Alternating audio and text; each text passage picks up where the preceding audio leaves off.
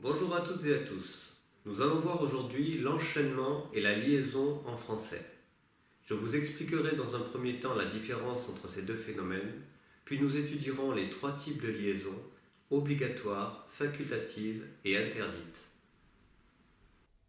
Quelle est la différence entre un enchaînement et une liaison? Tout d'abord, il faut bien comprendre que le phénomène de l'enchaînement ne concerne que la prononciation du mot, tandis que pour la liaison, il faut aussi penser à son écriture. En effet, l'enchaînement lie la consonne finale prononcée d'un mot à la voyelle initiale prononcée du mot suivant. Par exemple, dans une hôtesse, la consonne finale de une est n et la voyelle initiale de hôtesse est o. Donc, on lit le ne au o, no, et on prononce une hôtesse. La liaison, quant à elle, lie la consonne finale graphique ou écrite d'un mot à la voyelle initiale prononcée du mot suivant. Cette consonne finale graphique est muette quand le mot est pris isolément. Par exemple, dans des amis, on ne prononce pas le S de des quand il est pris tout seul, le S est donc muet, mais on le lit au A de ami, za, et on prononce des amis. Attention, les deux sont parfois possibles. Par exemple, dans des femmes italiennes, il est possible de réaliser un enchaînement des femmes italiennes ou une liaison des femmes italiennes, mais lorsque la liaison n'est pas obligatoire et que le contexte n'est pas très soutenu, la plupart des gens ont tendance à privilégier l'enchaînement car ils n'ont pas besoin de penser à l'écriture du mot. En outre, lorsque le mot se termine par un R suivi d'une consonne muette autre que le S du pluriel, on réalise un enchaînement avec le R et non une liaison avec la consonne muette. Exemple, un port étranger, vers Avignon. Mais lorsque le mot se termine par un R suivi d'un S et qu'il est au pluriel, on fait généralement la liaison avec le S final pour éviter toute ambiguïté. Un cours intéressant, des cours intéressants. Quand faut-il réaliser une liaison? On classe les liaisons en trois catégories: obligatoire, facultative et interdite. Les liaisons obligatoires. Les liaisons sont obligatoires entre le déterminant et le nom, un ami, deux amis, ses amis, entre le déterminant et l'adjectif qui précède le nom, mes autres camarades, un important contrat, entre l'adjectif et le nom, un grand homme, de petits animaux, entre le pronom personnel sujet ou objet et le verbe, elles ont triché, je les ai vues. Entre deux pronoms, vous en voulez? Dans la plupart des mots composés, mais pas tous, un sans-abri, un pot-au-feu, un porc-épic. Mais attention, dans les mots composés au pluriel, la liaison ne se fait pas avec le S, on continue de faire la même liaison qu'au singulier. Un porc-épic, des porcs-épics. Enfin, dans de nombreuses locutions telles que de temps en temps, petit à petit, quant à.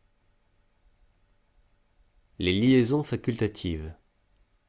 Les liaisons sont facultatives entre un nom au pluriel et l'adjectif qui le suit, des étudiants allemands ou des étudiants allemands, entre un nom au pluriel et le complément qui le suit, des étudiants en retard ou des étudiants en retard, entre le verbe et son complément, je vais manger ici ou je vais manger ici, ils rient ensemble ou ils rient ensemble. Entre les auxiliaires avoir et être et le participe passé, elle est arrivée ou elle est arrivée, tu l'as écouté ou tu l'as écouté, entre les formes du verbe être et l'attribut du sujet, c'est incroyable ou c'est incroyable. Tu es attendu ou tu es attendu. Entre l'adverbe et le mot qu'il modifie, il n'est pas italien ou il n'est pas italien. Tu es trop impatient ou tu es trop impatient. Enfin, entre la préposition et le mot qui la suit. Dans 1 minute ou dans 1 minute. Depuis 1 semaine ou depuis 1 semaine. Attention, les liaisons facultatives sont très souvent omises.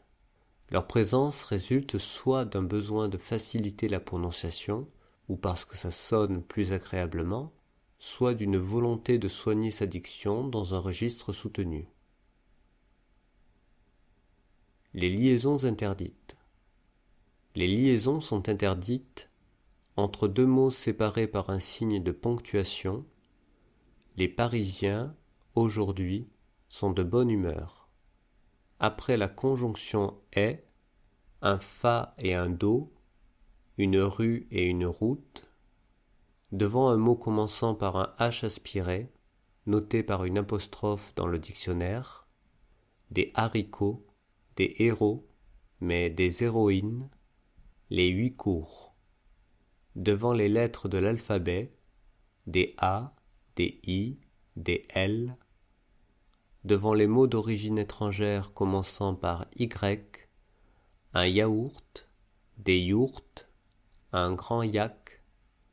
Devant certaines semi-voyelles ou semi-consonnes, comme oui, ouïghour, ouistiti, whisky, 8 et 8e, mais il s'agit là aussi d'un H aspiré.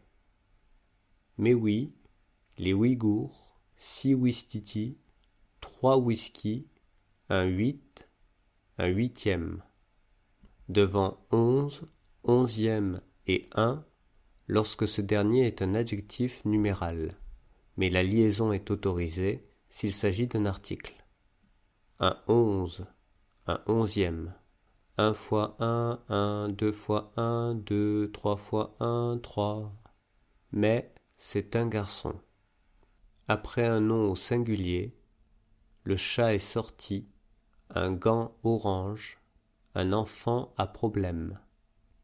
Après le S du verbe à la deuxième personne du singulier, à l'indicatif présent et au subjonctif présent.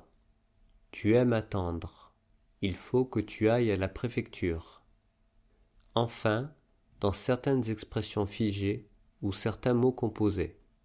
Un bon à rien, nez à nez, des moulins à vent, des arcs-en-ciel. Voilà, c'est tout pour aujourd'hui. N'hésitez pas à poser des questions sous cette vidéo si vous en avez, et n'oubliez pas de vous abonner à cette chaîne si vous ne voulez pas manquer les prochains cours et tutoriels. À bientôt!